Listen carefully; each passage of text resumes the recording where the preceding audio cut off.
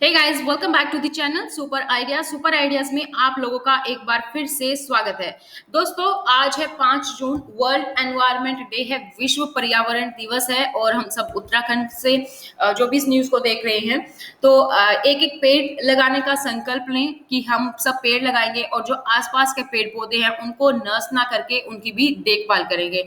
I know Uttarakhand में nature lovers काफी हैं और सब आप दो लोग देखभाल करते हो, तो बस उसी पर इनको आगे बढ़ाएं जो हमेशा लेते हैं और जो नेचर है उसकी देखभाल करें। तो चलिए शुरू करते हैं उत्तराखंड की न्यूज। इससे पहले अगर अभी तक भी आप लोगों ने चैनल को सब्सक्राइब नहीं किया है तो वेट किस स्टेज का है, चैनल को सब्सक्राइब करो दोस्तों, ताकि जैसे ही वीडियो अपलोड होती है उसकी नोटिफिकेशन आप लोगों को मिल जाए। उत्तराखंड की न्यूज हर सुबह मैं आप लोगों के लिए लेकर आती हूँ। तो चलिए शुरू करते हैं।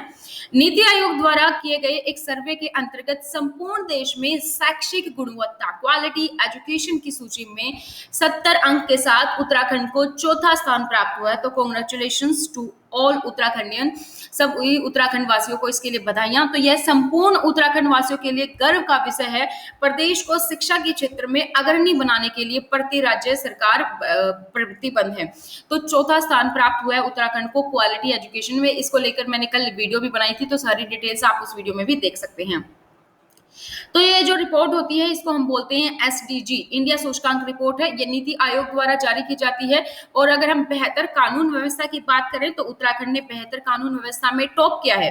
एसडीजी रिपोर्ट की शीर्षक 16 में कानून और शांति व्यवस्था, न्याय और सुदृढ़ संस्थानों के विकास को महत्व दिया गया है।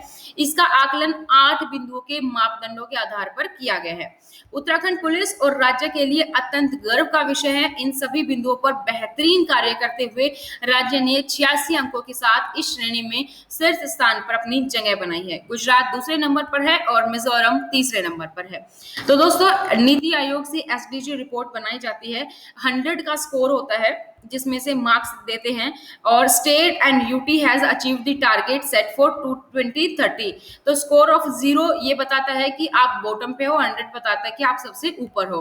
तो with a composite score of 75 Kerala ने टॉप किया है नीति आयोग की 2020 की इंडेक्स में कि स्टेट की performance across 16 sustainable development goals. तो 16 गोल्स है ये देखे जाते हैं कि उसमें कैसे टॉप किया है, वो सब चीजें देखा जाता है।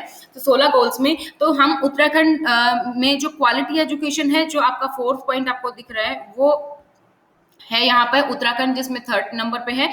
और यहाँ पर जो टॉप किया है वो आप देख सकते हैं, piece justice and strong institutions Uttarakhand.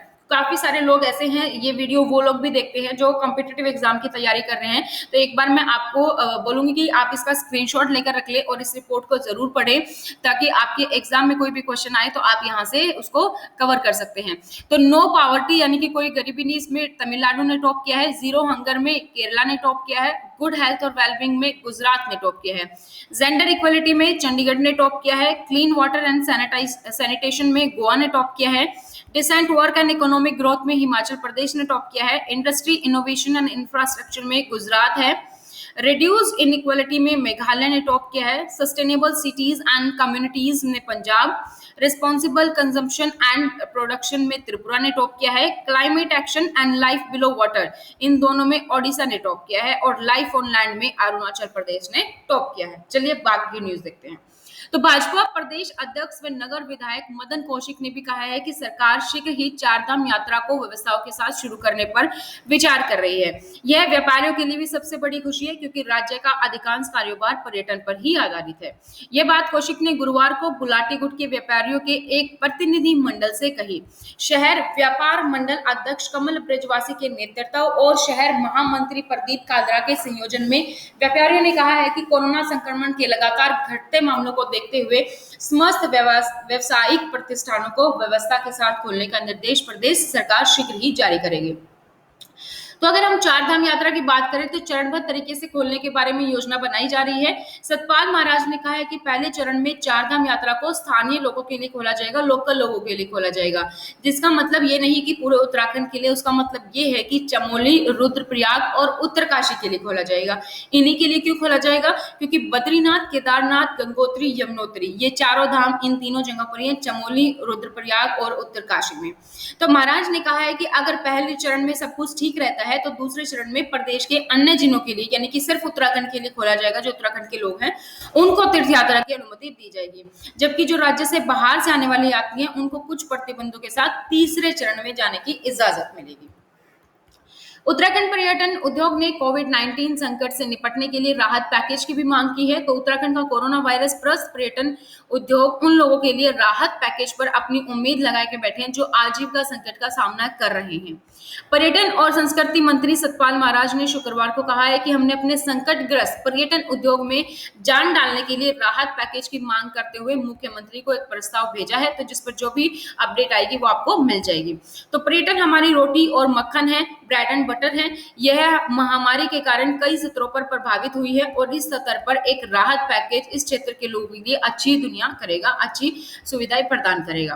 आपदा आपात स्थिति के मामलों के लिए केंद्र ने उत्तराखंड सरकार के एयर एम्बुलेंस के प्रस्ताव को खारिज कर दिया है। तो उत्तराखंड सरकार ने एयर एम्बुलेंस के लिए प्रस्ताव भेजा था केंद्र सरकार को, जो कि खारिज कर दिया गया है। उत्तराखंड वन विभाग के अनुसंधान विंग ने विश्व पर्यावरण दिवस की पूर्व संध्या पर राज्य में संरक्षित 1576 पौधों की प्रजातियों की एक सूची जारी की है, जिनमें हिमालयी क्षेत्र के लिए अद्वितीय है।